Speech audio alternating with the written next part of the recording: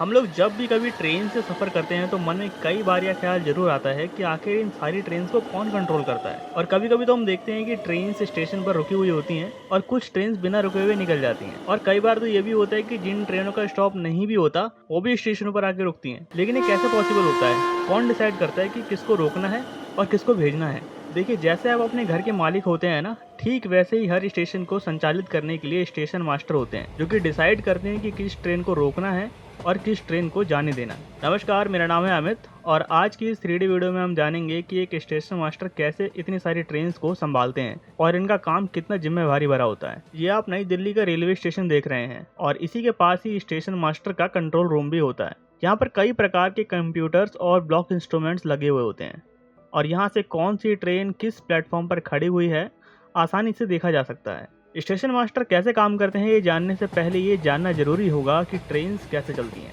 लेकिन इससे भी पहले ये समझना जरूरी है कि ट्रेन्स को चलाने में दो स्टेशनों के बीच में कौन कौन से इंस्ट्रूमेंट्स और सिग्नल यूज होते हैं। हम पहले नई दिल्ली रेलवे स्टेशन पर चलकर देखते हैं कि यहाँ पर कौन कौन से सिग्नल लगे हुए हैं। इस स्टेशन पर ये जो लाइन है ये अप मेल लाइन है और ये है लूप लाइन, और ये वाली है डाउन मेल लाइन और ये है डाउन लूप लाइन। यहाँ पर डिस्टेंस सिग्नल लगा हुआ है जिसे होम सिग्नल से पहले लगाया जाता है, यानी कि इससे लोको पायलट को यह पता चलता है कि आगे होम सिग्नल आने वाला है और यह भी पता चलता है कि आगे सिग्नल रेड होने वाला है कि येलो, जिससे लोको पायलट ट्रेन की स्पीड को समय के अनुसार कंट्रोल कर पाते हैं। किसी भी स्टेशन की एक सीमा होती है जिसे होम सिग्नल से लेके एडवांस स्टार्टर तक तय की जाती है। इसके बाद यानी दो स्टेशनों के बीच वाले सेक्शन को ब्लॉक सेक्शन कहा जाता है। यह होम सिग्नल है, जैसा हमारे घर का मेन गेट होता है ना, ठीक वैसा ही यहाँ से पूरा कंट्रोल स्टेशन मास्टर के पास में होता है। यहाँ से कोई भी ट्रेन स्टेशन मास्टर के बिना परमिशन के आगे नहीं जा सकती। इसके बाद आता है स्टार्टर सिग्नल, यानी कि यहाँ पर ट्रेन को आकर रुकना होता है।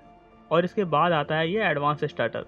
इसे पार करते ही ट्रेन ब्लॉक सेक्शन में एंटर कर जाती है। सिग्नल तो आपको समझ में आ गया होगा, लेकिन सिग्नल के साथ साथ स्टेशन मास्टर स्विचेस को भी कंट्रोल करते हैं। स्विचेस वो होते हैं जहां से ट्रेन ट्रैक को चेंज करती है। इससे ही डिसाइड होता है कि ट्रेन को किस पटरी पर लेना है, लूप लाइन पर लेना है या मेन लाइन पर लेना है या फिर किसी प्लेटफॉर्म पर लेना है। स्टेशन मास्टर ह्यूमन एरर से बचने के लिए ब्लॉक इंस्ट्रूमेंट्स को इस्तेमाल करते हैं। ये ब्लॉक इंस्ट्रूमेंट्स अपने पिछले और अगले स्टेशन से डायरेक्ट वायर से जुड़े हुए होते हैं ताकि इन्हें हैक भी ना किया जा सके और इस पर कोई अन्य तरीके का कॉल भी ना आ सके।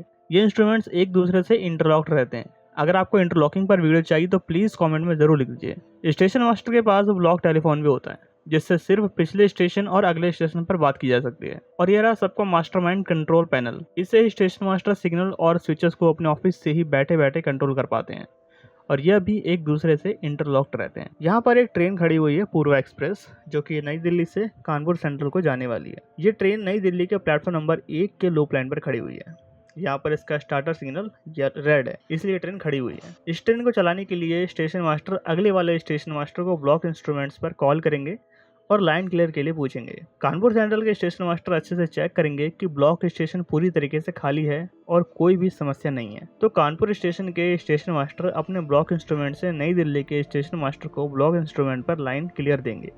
जैसे ही नई दिल्ली के स्टेशन मास्टर को लाइन क्लियर मिलेगा, वो ट्रेन के रूट को पैनल से सेट करेंगे। पहले पॉइंट सेट करेंगे, उसके बाद सिग्नल को सेट करके उसका ट्रैक बना देंगे। जैसे ही लोको पायलट सिग्नल मिलता है, स्टार्टर सिग्नल येलो मिलता है, वो ट्रेन को हॉर्न बजा करके ट्रेन को प्रोसीड करते हैं और साथ ही जो पॉइंट्समैन होते हैं वो ग्रीन फ्लैग दिखा करके ट्रेन को प्रोसीड करने की परमिशन देते हैं। ट्रेन जैसे स्टार्टर सिग्नल को पार करके एडवांस स्टार्टर तक पहुंचती है तो सिग्नल के अनुसार वो ब्लॉक सेक्शन में प्रवेश कर जाती है। जैसे ही ट्रेन ब्लॉक सेक्शन में एंटर करेगी, नई दिल्ली रेलवे स्टेशन के स्टेशन मास्टर कानपुर सेंट्रल के स्टेशन मास्टर को ब्लॉक इंस्ट्रूमेंट पर ट्रेन ऑनलाइन का इंडिकेशन देंगे।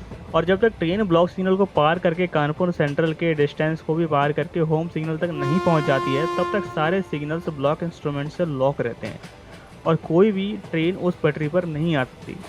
अगर स्टेशन मास्टर चाहे तो भी गलती से भी गलत सिग्नल नहीं दे सकते। जब ट्रेन कानपुर सेंट्रल के होम सिग्नल पर पहुंचेगी तो अपनी मर्जी से स्टेशन में प्रवेश भी नहीं कर सकती जब तक स्टेशन मास्टर अलाउ नहीं करते। स्टेशन मास्टर ट्रेन के डिटेल्स को देख के डिसाइड करते हैं कि इसे प्लेटफॉर्म पर लेना है कि मेन लाइन से आगे भेजना है। अगर ट्रेन को मेन लाइन से आगे भेजना है तो स्टेशन मास्टर पैनल से ट्रेन का रूट सेट करते हैं।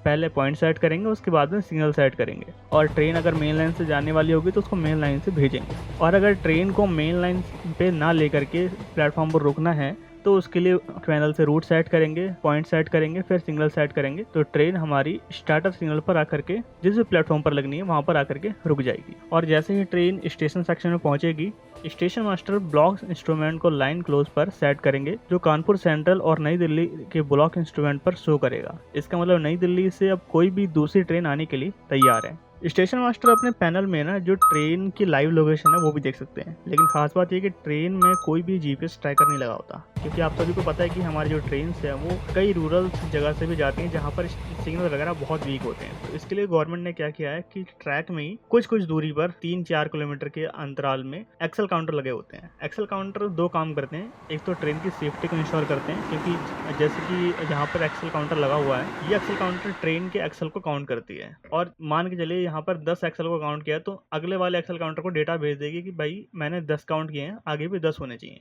तो इससे ये इंश्योर होता है कि ट्रेन का कोई डब्बा पीछे तो नहीं रह गया है, कोई ट्रेन दुर्घटनाग्रस्त तो नहीं हो गई है। और तीसरा ये होता है कि एक्सेल काउंटर जगह जगह लगे होते हैं, तो इससे जो लाइव लोकेशन है वो कंट्रोल रूम में भेजता रहता है, मिलती रहती है उनको। तो इससे क्या होता है, ट्रेन की सेफ्टी सिक्योरिटी भी मजबूत होती है। तो दोस्तों, आपको कैसी लगी ये वीडियो मुझे कमेंट में लिख के ज़रूर बताइएगा, और कोई टॉपिक हो आपके पास जिस पे चाहते हैं कि मैं वीडियो बनाऊं तो मुझे प्लीज़ सजेस्ट करिए, और ऐसे ही अपना प्यार बनाए रखिए। मिलता हूं आपसे नेक्स्ट वीडियो में, तब तक के लिए जय श्री राम।